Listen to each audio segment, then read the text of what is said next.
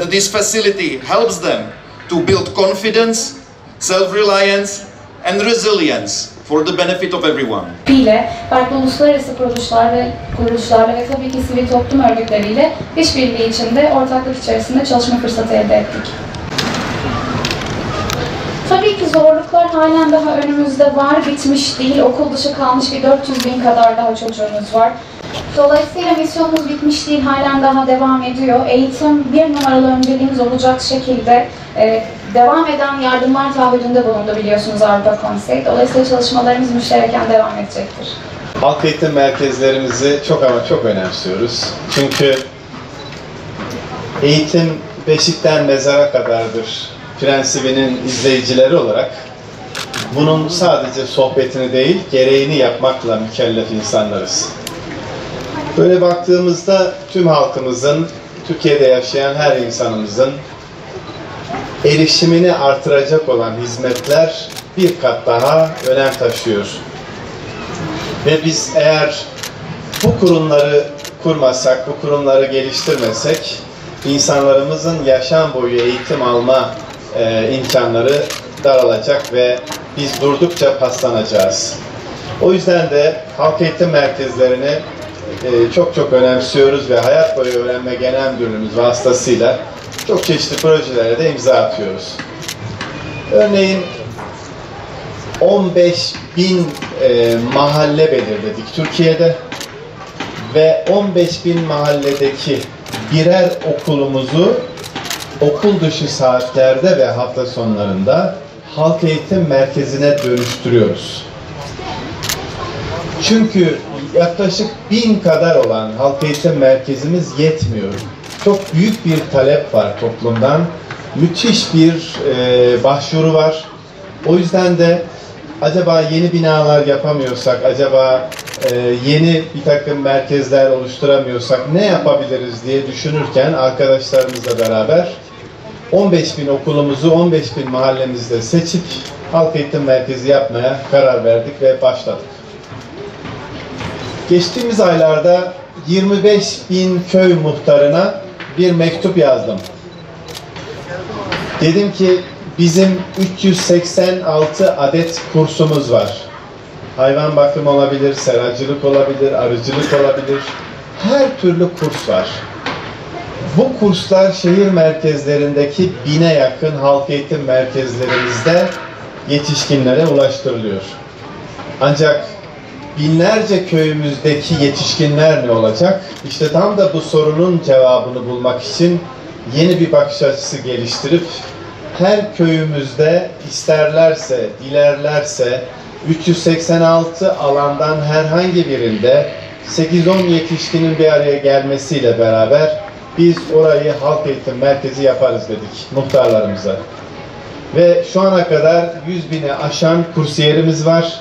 Ve bu arkadaşlarımız bu kursları, bu sertifikaları aldıktan sonra kooperatifler kuruyorlar ve ürettiklerini satmaya başlıyorlar. Özellikle kadınlar arasında bu çok yaygın olarak görülen bir şey. İşte tam da 2023 eğitim vizyonunun eğitimde fırsat adaleti dediği şey bu. Fırsat eşitliği bile değil, fırsat adaleti. Çünkü eşitlik herkese aynı şeyi vermektir. Adalet herkese hak ettiği şey vermektir. O yüzden de biz herkesin hak ettiğini alabilmesi için fırsat adaleti çerçevesinde halk eğitim merkezlerimizi yeni bir çıtaya kavuşturuyoruz inşallah. Her zaman herkes için her yerde eğitim sloganıyla bu çabalarımız artarak devam edecek. Bugün de burada Avrupa Birliği ile beraber UNDP'nin desteğiyle ne yapıyoruz? Bir halk eğitim merkezini yine canlandırıyoruz ve çok güzel bir merkez oluşturuyoruz ve özellikle bizim Hayat Boyu Öğrenme Genel Müdürlüğümüz çerçevesinde yapılan faaliyetlerin buralarda artarak büyümesini hedefliyoruz. Burada levhada da görüyorsunuz, Türkiye'de yetişkinler için Türkçe Dil Eğitimi Projesi vesilesiyle bir ortaklığımız var. Birleşmiş Milletler Kalkınma Programı'yla. Bu ortaklığın bir devamı olarak bunu halk eğitim merkezleriyle ilişkilendiriyoruz ve bu desteği çok önemsiyoruz.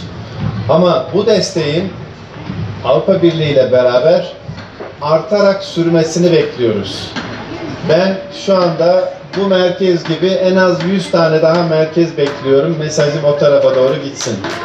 Çünkü Türkiye vicdanı olan bir ülke. Sayın Cumhurbaşkanımızın liderliğinde Türkiye, Suriyelilerin siz çaresiz değilsiniz, kimsesiz değilsiniz, biz varız burada, kardeşleriniz var burada diyerek misafir ettiği bu insanlarımıza da hizmet sunmayı biz gönülden bir borç olarak biliyoruz ve bu borcumuzu da ödemek için okullaşma oranı konusunda her geçen gün dünya rekorları kırıyoruz.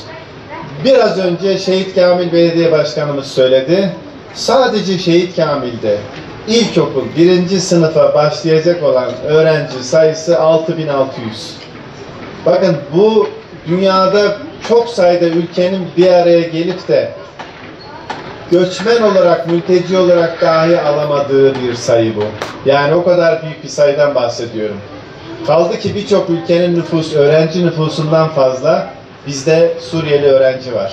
Ve bunlarla ilgili destekler tüm insanlığın vicdanı olarak, tüm insanlığın barışa hizmeti olarak oldukça önemli diye düşünüyoruz.